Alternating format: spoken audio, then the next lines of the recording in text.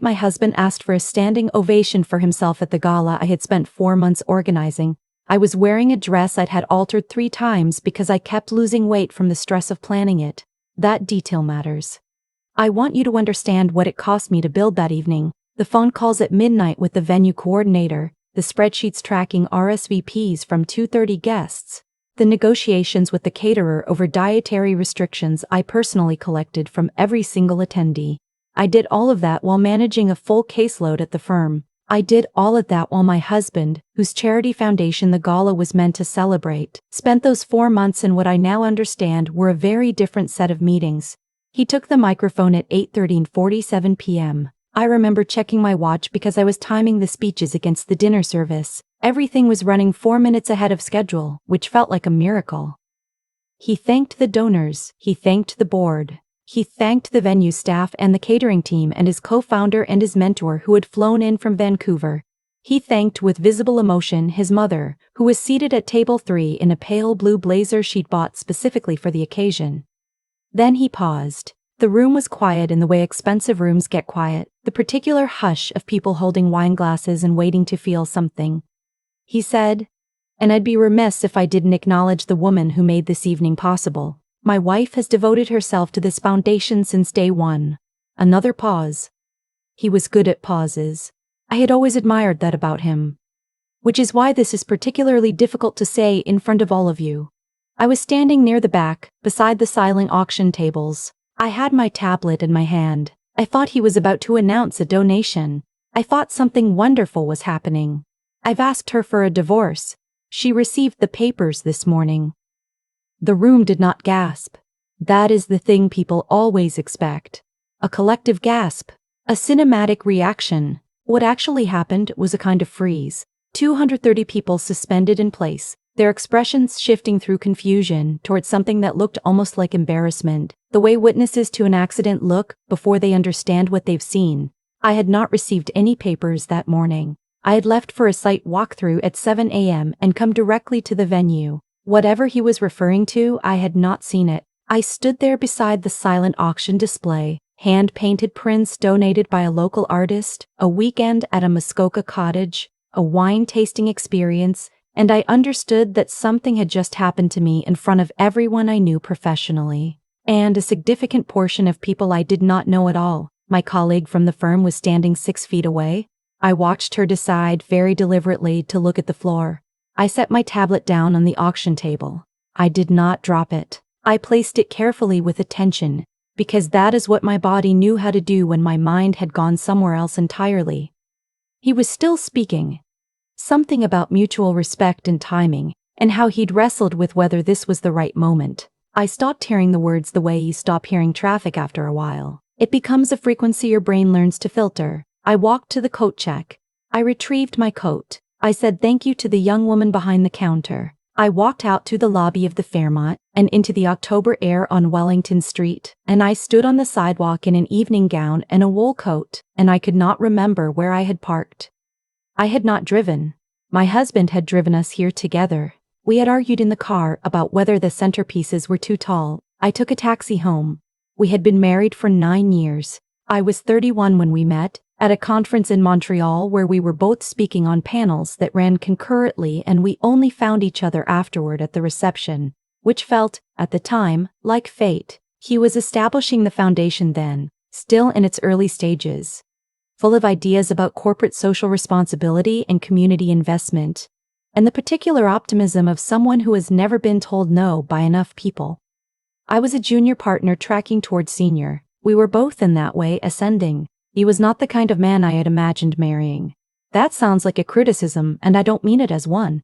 I had imagined someone quieter, honestly, someone less certain of himself in rooms, but there was something I found genuinely compelling about the way he moved through the world.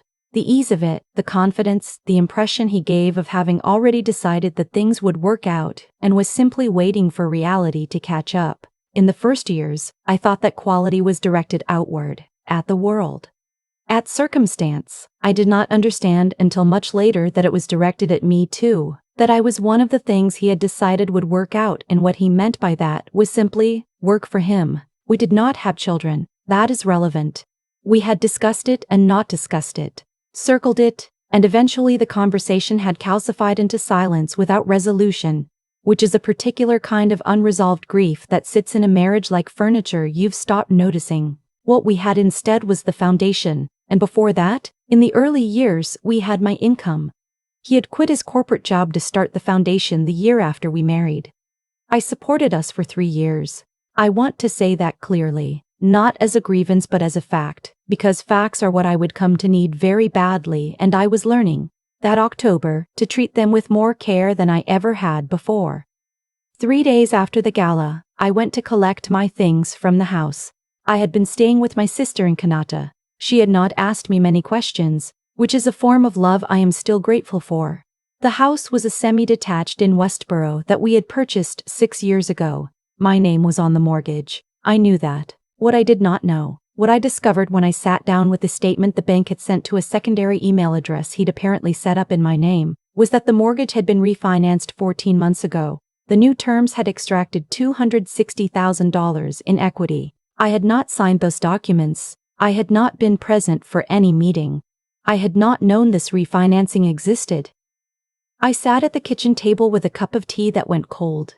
And I thought about the day, the exact ordinary Wednesday, 14 months ago when this would have happened. I had been in court that week. I remembered because it was the Hendricks file, a commercial dispute that had run 3 days over schedule, and I had come home exhausted every night, and he had made pasta and asked how it was going. And I had told him. And we had talked about the Hendricks file and not about the $260,000 he had apparently extracted from our shared home using my forged signature. I thought about the pasta.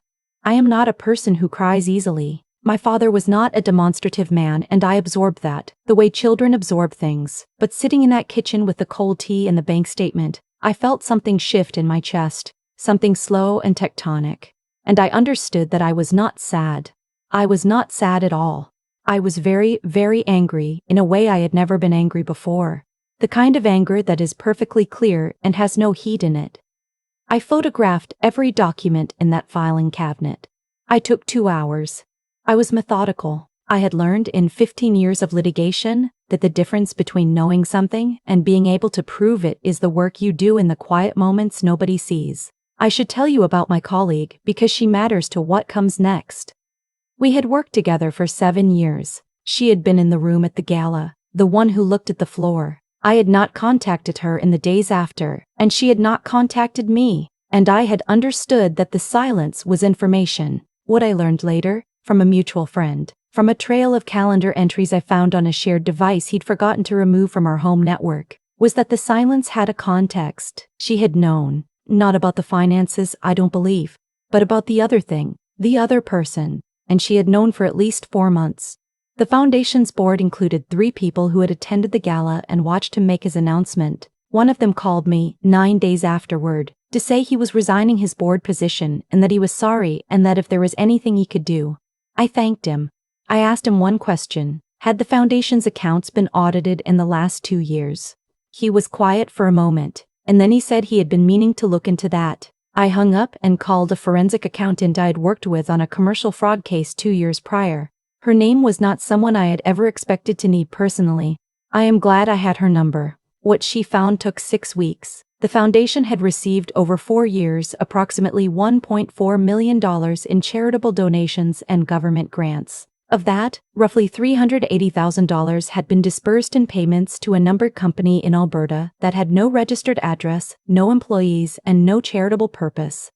The numbered company had been incorporated 11 months after our wedding. My husband was its sole director. The $260,000 from the mortgage refinancing had moved through 2 accounts before reaching the same numbered company. I had, over the course of our marriage, filed joint tax returns that his accountant, not mine, his, had prepared. I had signed them, in good faith, because I had trusted that the person I had chosen to build a life with was not using that life as infrastructure for financial crimes. I drove to the RCMP detachment on a Tuesday morning in November.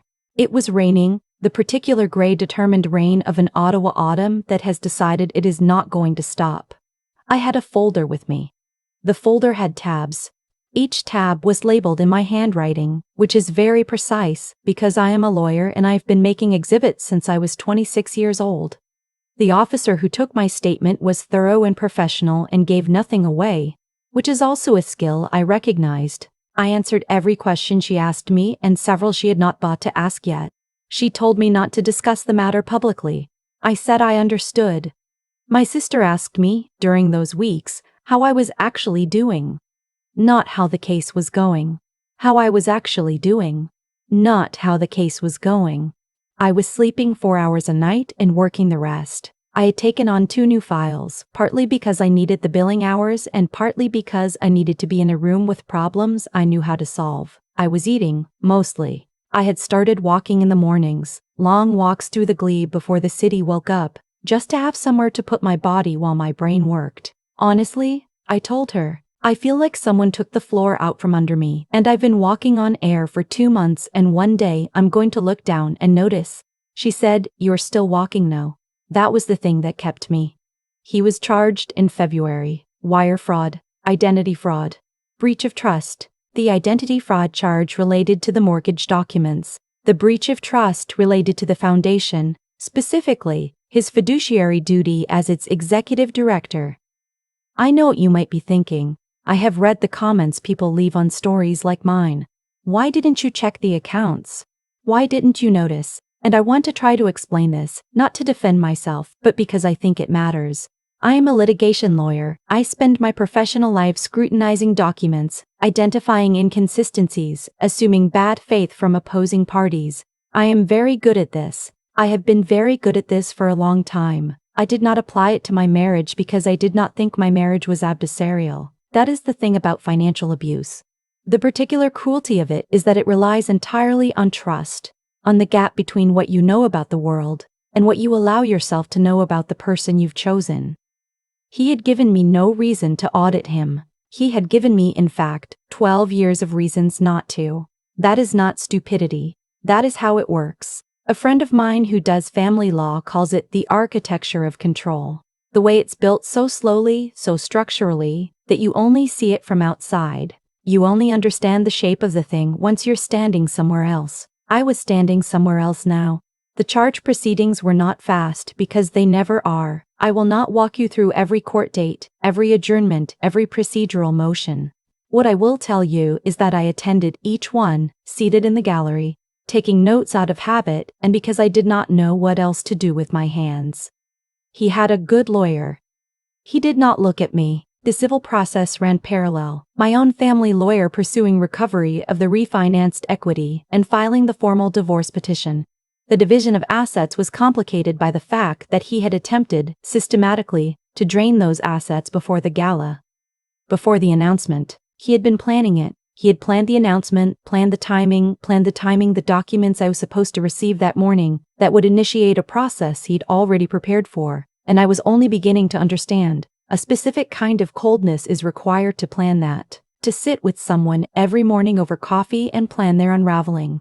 I am still deciding what to do with the feeling that comes when I think about it for too long. I left the firm in March. Not because I was asked to, I was not, but the colleague who had known, who had looked at the floor, was still there, and every morning when I passed her office I felt something I did not want to feel in a place I was supposed to be functioning. I found a position at another firm. Corporate litigation, which is what I had always done, with people who had no context for what my last 18 months had been. That was, for a while, an enormous relief. I bought a condo in Hintonburg. Second floor, exposed brick, a small balcony where you can hear the market on weekend mornings. I have a friend who brings her dog over on Sundays. The dog is unreasonably large for a condo environment and I am considering keeping it. I am 41 years old. I am good at my job. I have a life that is mine in a way I did not fully value before. The way you do not value the air in a room until the air in a room becomes genuinely unclear. His sentencing was in September. A year and 2 months after the gala. I went. I sat in the back, where I could see without being seen, which is also a skill. The Crown asked for 30 months. The judge took 2 weeks to deliberate and came back with 22. Plus restitution to the foundation's donors and a 5-year prohibition from holding any position of trust in a charitable organization. The restitution will take years. It may never be complete. I understand that. I am a lawyer, and I understand the difference between what is ordered and what is recovered. He did not speak during the sentencing. His lawyer read a prepared statement. It expressed remorse. It mentioned personal difficulties and professional pressures and a period of poor judgment. It did not mention my name. I drove home on the 417 in the September dark, and I thought about the night of the gala, the moment I'd placed my tablet carefully on the auction table and walked to the coat check. And I thought about how that decision, to place it carefully, to say thank you to the woman at the counter, to simply keep moving, had been the right one, not because it was elegant or strategic, but because it was mine. People ask me if I'm angry still. Of course I am. I expect I will be for a long time, in the background, the way a structural thing sits in a building, not visible in the daily light but present. That is honest. What I am more, though, is clear. Clearer than I have been in years. I know exactly what I own. I know exactly what I own. I know exactly what I built. I know exactly who I was before I let someone else's certainty convince me to stop checking. I check now, everything, regularly, not out of paranoia, out of understanding that knowing your own life is not a failure of trust, it is the basic responsibility of being a person in the world. My sister called me the night of the sentencing. She said, "Are you okay?" I said yes, and I meant it in a way I had not been able to mean it for a long time. She said, "You know you didn't deserve any of this." I said, "I know. And the remarkable thing, the thing I want to leave you with, is that I actually did. I actually knew it. Not as a performance of recovery, not as something I was repeating until it became true. I knew it the way you know something that has been true all along and has simply been sitting there, waiting for you to be quiet enough to hear it. That is the only place I know how to end this. Not with the courtroom, not with the number on the restitution order, not with the condo in Hindenburg or the oversized dog or the new firm where nobody knows what my last year looked like. Here. With that. I have thought a lot about cause and effect in the months since the sentencing, not in any mystical sense. I'm not someone who believes the universe has a ledger, it's quietly balancing, but I do believe that the choices people make accumulate, that they compound, that the man who forged my signature once and was not caught, forged it again, and the woman who trusted without verifying, once, and then for 9 years running, made that possible. Neither of us was acting in isolation. We were both, in our different ways, building toward an outcome neither of us had named yet. That is the thing I come back to about integrity, not as a moral performance but as a structural thing. The way a building either holds or it doesn't, depending on what's actually inside the walls. He had built something that looked like a life of principle, a foundation, a marriage, a reputation in rooms full of people who believed he meant what he said, and underneath it, quietly, methodically, he had been hollowing it out. That kind of construction always fails eventually, not because the world is fair, but because hollow things cannot hold weight indefinitely. The refinancing, the numbered company, the forged documents, each one was weight he was adding to a structure that could not bear it. The gala was simply the moment it became visible. And on my side of it, I had been intelligent in every room except the one I lived in. I had spent 15 years learning to question everything. Evidence, testimony, opposing counsel, my own assumptions in a case. And I had walked through my front door every evening and turned that off. I had decided, somewhere along the way, that love meant not auditing the person you loved. That checking was suspicion. That trust required a kind of deliberate blindness. I was wrong about that. Not because I should have suspected him earlier, but because knowing your own life, truly knowing it, the accounts and the documents and the signatures, is not a failure of love. It is just basic self-respect. It is something I owed myself regardless of whether I was ever betrayed. What I learned, and what I want to say plainly, is that intelligence without integrity is just a more sophisticated way of causing harm, and integrity without self-knowledge is just good intentions waiting to be used. The combination, knowing who you are, knowing what you're building, being honest about both, that is the thing that actually holds. It is not dramatic. It does not announce itself at a charity gala with a microphone. It is a quiet, daily practice. It looks like reading your own bank statements. It looks like asking questions even when the answers might be inconvenient. It looks like walking out of a Fairmont lobby in an evening gown and knowing, even in that moment, that you are going to be all right. I am 41. I have a condo I chose for myself and a career I rebuilt on my own terms and a sister who did not ask too many questions when I needed her not to. I check everything now. I ask things I used to avoid asking. I am, I think, a more honest person than I was. Honest with others, yes, but more importantly, honest with myself about what I know and what I have been choosing not to know. That is the only lesson I can offer from any of this. Not a formula. Not a 5-step recovery. Just this. Stay awake inside your own life. The people who want to take something from you are counting on you not to.